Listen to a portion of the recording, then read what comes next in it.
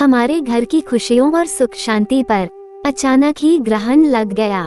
पहले हमेशा चुस्त दुरुस्त रहने वाली माँ को दिल का दौरा पड़ा। वे घर की मजबूत रीढ़ थीं। उनका आईसीयू में भर्ती होना हम सबके पैरों तले से जमीन खिसका गया। वे करीब हफ्ते भर अस्पताल में रहीं। इतने समय में ही बड़ी और छोटी भाभी के बीच तनातनी पैदा हो गई। छोटी भाभी शिखा की विकास भैया से करीब 7 महीने पहले शादी हुई थी। वे ऑफिस जाती हैं। माँ अस्पताल में भर्ती हुई तो उन्होंने छुट्टी ले ली। माँ को 48 घंटे के बाद डॉक्टर ने खतरे से बाहर घोषित किया तो शिखा भाभी अगले दिन से ऑफिस जाने लगी। ऑफिस में इन दिनों काम का बहुत जोर होने के कारण उन्हें ऐसा करना पड़ा था। बड़ी भाभी नीरजा को छोटी भाभी का ऐसा करना कतई नहीं जंचा। मैं अकेली घर का काम संभालूं या अस्पताल में मांझी के पास रहूं। अपनी देवरानी शिखा को ऑफिस जाने को तैयार होते देख वे गुस्से से भर गईं। किसी एक इंसान के दफ्तर न पहुंचने से वो बंद नहीं हो जाएगा। इस कठिन समय में शिखा का काम में हाथ न बटाना ठीक नहीं है। दीदी, मेरी मजबूरी है। मुझे 8-10 दिन ऑफिस जाना ही पड़ेगा, फिर मैं छुट्टी ले लूंगी और आप खूब आराम करना। शिखा भाभी की सहजता से कही गई इस बात का नीरजा भाभी खामखा ही बुरा मान गईं। ये सच है कि नीरजा भाभी माँ के साथ बड़ी गहराई से जुड़ी हुई हैं। उनकी माँ उन्हें बचपन में ही छोड़कर चल बसी थीं। सास बहू के बीच बड़ा मजबूत रिश्ता था और माँ को पड़े दिल के दौरे ने नीरजा भाभी को दुख, तनाव व चिंता से भर दिया था। शिखा भाभी की बात से बड़ी भाभी अचानक बहुत ज्यादा चिढ़ गई थीं। बन ठन कर ऑफिस में बस मटर गश्ती करने जाती हो तुम। मैं घर न संभालूं तो तुम्हें आटे दाल का भाव मालूम पड़ जाए। ऐसी कड़वी बातें मुंह से निकालकर बड़ी भाभी ने शिखा को रुला दिया था। मुझे नहीं करनी नौकरी, मैं त्यागपत्र दे दूंगी। उनकी इस धमकी को सबने सुना और घर का माहौल और ज्यादा तनावग्रस्त हो गया। शिखा भाभी की पगार घर की आर्थिक स्थिति को ठीक ठाक बनाए रखने में महत्वपूर्ण भूमिका निभाती थी। सब जानते थे कि वे जिद्दी स्वभाव की हैं और जिद पर अड़कर कहीं सचमुच त्यागपत्र न दे दें। इस डर ने पापा को इस मामले में हस्तक्षेप करने को मजबूर कर दिया। बहू, उसे दफ्तर जाने दो, हम सब हैं न यहाँ का काम संभालने के लिए। तुम अपनी सास के साथ अस्पताल में रहो, अंजलि रसोई संभालेगी। पापा ने नीरजा भाभी को गंभीर लहजे में समझाया और उनकी आंखों का इशारा समझ मैं रसोई में घुस गई। राजीव भैया ने नीरजा भाभी को जोर से डांटा। इस परेशानी के समय में तुम क्या काम का रोना धोना लेकर बैठ गई हो? जरूरी न होता तो शिखा कभी ऑफिस जाने को तैयार न होती। जाओ, उसे मना कर ऑफिस भेजो। राजीव भैया के सख्त लहजे ने भाभी की आंखों में आंसू ला दिए। उन्होंने नाराजगी भरी खामोशी अख्तियार कर ली। विशेषकर शिखा भाभी से उनकी बोलचाल न के बराबर रह गई थी। अस्पताल से घर लौटी माँ को अपनी दोनों बहुओं के बीच चल रहे मनमुटाव का पता पहले दिन ही चल गया। उन्होंने दोनों बहुओं को अलग-अलग और एक साथ बिठाकर समझाया, पर स्थिति में खास सुधार नहीं हुआ। दोनों भाभियां आपस में खींची खींची सी रहती। उनके ऐसे व्यवहार के चलते घर का माहौल तनावग्रस्त बना रहने लगा। बड़े भैया से नीरजा भाभी को डांट पड़ती, तुम बड़ी हो और इसलिए तुम्हें ज्यादा जिम्मेदारी से काम लेना चाहिए। बच्चों की तरह मुंह फुलाकर घूमना तुम्हें शोभा नहीं देता है। छोटे भैया विकास भी शिखा भाभी के साथ सख्ती से पेश आते। तुम्हारे गलत व्यवहार के कारण माँ को दुख पहुँच रहा है शिखा। डॉक्टरों ने कहा है कि टेंशन उनके लिए घातक साबित हो सकता है। अगर उन्हें दूसरा अटैक पड़ गया तो मैं तुम्हें कभी माफ नहीं करूँगा। ऐसी कठोर बातें कहकर विकास भैया शिखा भाभी को रुला डालते। पापा का काम सबको समझाना था। कभी भी वे बेचारे बड़े उदास नजर आते। जीवन संगिनी की बीमारी व घर में घुस आई अशांति के कारण वे थके व टूटे से दिखने लगे थे। माँ ज्यादातर अपने कमरे में पलंग पर लेटी आराम करती रहती। बहुओं के मूड की जानकारी उन तक पहुँचाने की जिम्मेदारी उन्होंने मुझ पर डाली हुई थी।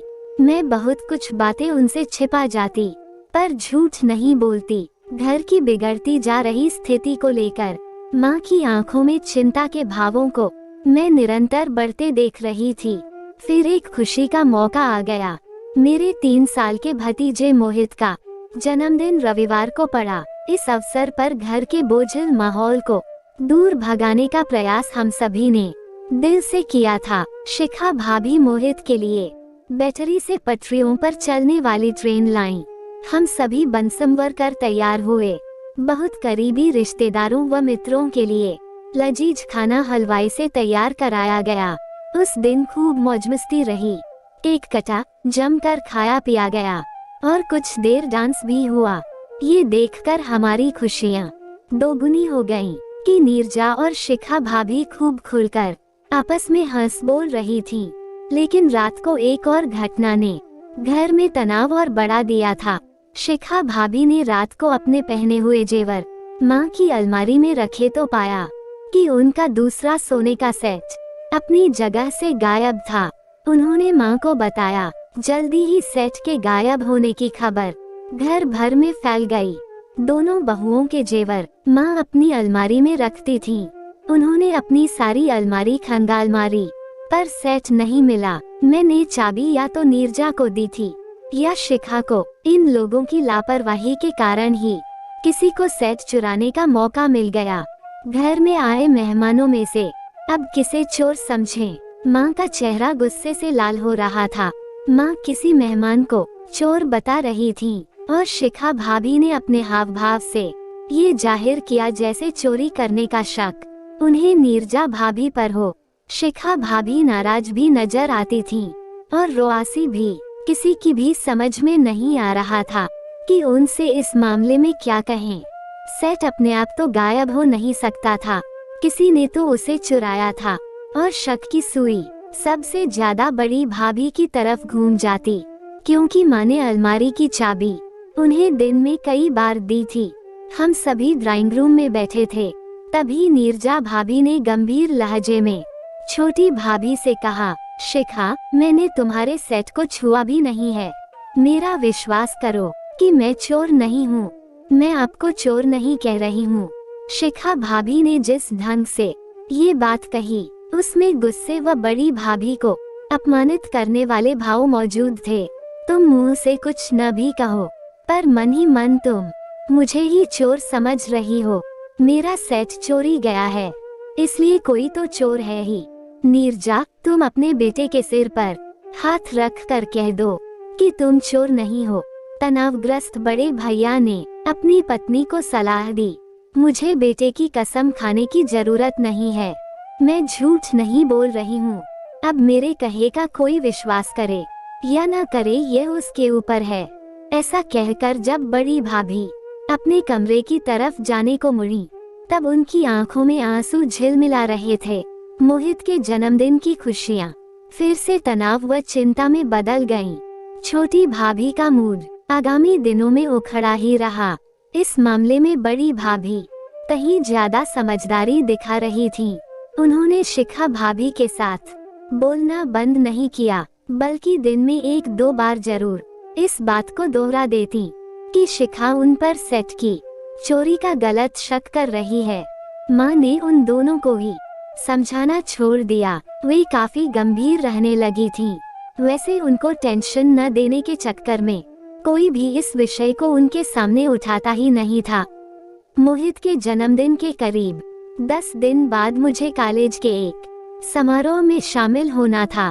उस दिन मैंने शिखा भाभी का सुंदर नीला सूट पहनने की इजाजत उनसे तब ली जब वे बाथरूम में नहा रही थीं। उनकी अलमारी से सूट निकालते हुए मुझे उनका खोया सेट मिल गया। वह तय किए कपड़ों के पीछे छिपा कर रखा गया था। मैंने डब्बा जब माँ को दिया, तब बड़ी भाभी उनके पास बैठी हुई थीं। जब मैंने सेट मिलने की जगह उन दोनों को बताए, तो माँ आश्चर्य से और नीरजा भाभी गुस्से से भरती चली गईं। मम्मी, आपने शिखा की चालाकी और मक्कारी देख ली। नीरजा भाभी का चेहरा गुस्से से लाल हो उठा। मुझे चोर कहलवाकर सबके सामने अपमानित करवा दिया और डब्बा खुद अपनी अलमारी में छिपा कर रखा था। उसे इस गंदी हरकत की सजा मिलनी ही चाहिए। तुम अपने गुस्से को काबू में रखो नीरजा, उसे नहाकर आने दो, फिर मैं उससे पूछताछ करती हूँ। माँ ने यूं कई बार भाभी को समझाया, पर वे छोटी भाभी का नाम लेकर लगातार कुछ न कुछ बोलती ही रहीं। कुछ देर बाद छोटी भाभी सबके सामने पेश हुई तो मैंने सेठ उनकी अलमारी में कपड़ों के पीछे से मिलने की बात दोहरा दी। सारी बात सुनकर वे जबरदस्त तनाव की शिकार बन गईं। फिर बड़ी भाभी को गुस्से से घूरते हुए उन्होंने माँ से कहा, मम्मी, चालाक और मक्कार मैं नहीं, बल्कि ये हैं। मुझे आप सब की नजरों से गिराने के लिए इन्होंने बड़ी चालाकी से काम लिया है। मेरी अलमारी में सेठ मैंने नहीं, बल्कि इन्होंने ही छिपा कर रखा है। ये मुझे इस घर से निकालने पर तुली हुई हैं। नीरजा भाभी ने शिखा भाभी के इस आरोप का जबरदस्त विरोध किया। दोनों के बीच हमारे रोकते रोकते भी कई कड़वे तीखे शब्दों का आदान प्रदान हो ही गया। खामोश। अचानक माँ ने दोनों को ऊंची आवाज में दपटा तो दोनों सक पकाई सी चुप हो गईं। मैं तुम दोनों से एक एक सवाल पूछती हूँ, माँ ने गंभीर लहजे में बोलना आरंभ किया। शिखा, तुम्हारा सेट मेरी अलमारी से चोरी हुआ तो तुमने किस सबूत के आधार पर नीरजा को चोर माना था? शिखा भाभी ने उत्तेजित लहजे में जवाब दिया, मम्मी, आपने चाबी मुझे या इन्हें ही तो दी थी। अपने सेट के गायब होने का शक इनके अलावा और किस पर जाता? तुमने मुझ पर शक क्यों नहीं किया? आप पर चोरी करने का शक पैदा होने का सवाल ही नहीं उठता। मम्मी, आप आदरणीय हैं, सब कुछ आपका ही तो है। अपनी हिफाजत में रखी चीज कोई भला खुद क्यों चुराएगा?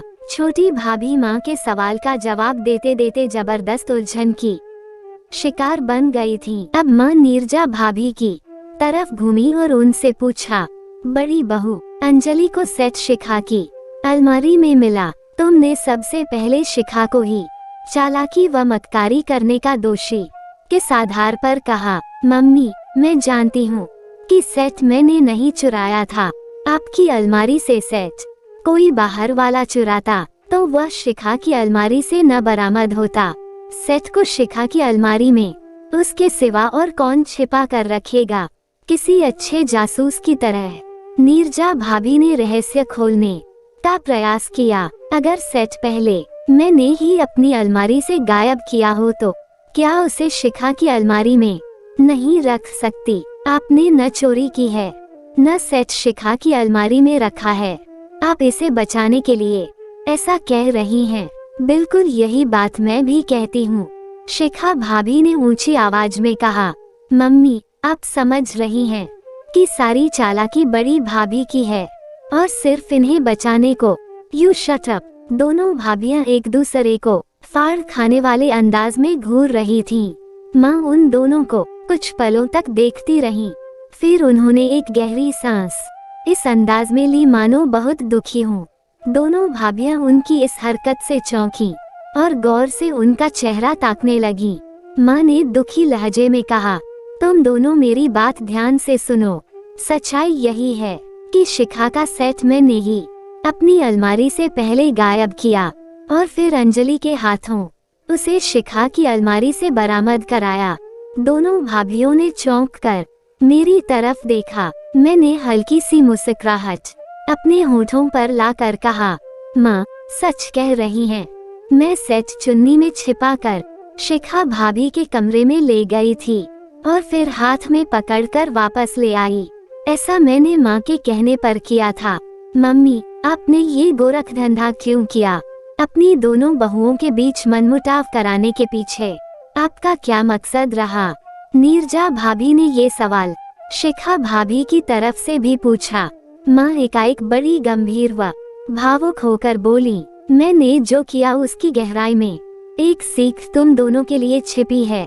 उसे तुम दोनों जिंदगी भर के लिए गांठ बांध लो। देखो, मेरी जिंदगी का अब कोई भरोसा नहीं।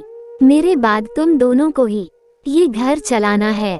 राजीव और विकास सदा मिलकर एक साथ रहें। इसके लिए यह जरूरी है कि तुम दोनों के दिलों में एक दूसरे के लिए प्यार व सम्मान हो। सेक्स से जुड़ी समस्या पैदा करने की जिम्मेदार मैं हूँ, पर तुम दोनों में से किसी ने मुझ पर शक क्यों नहीं किया? इसका जवाब तुम दोनों ने यही दिया कि मैं तुम्हारे लिए आदरणीय हूँ।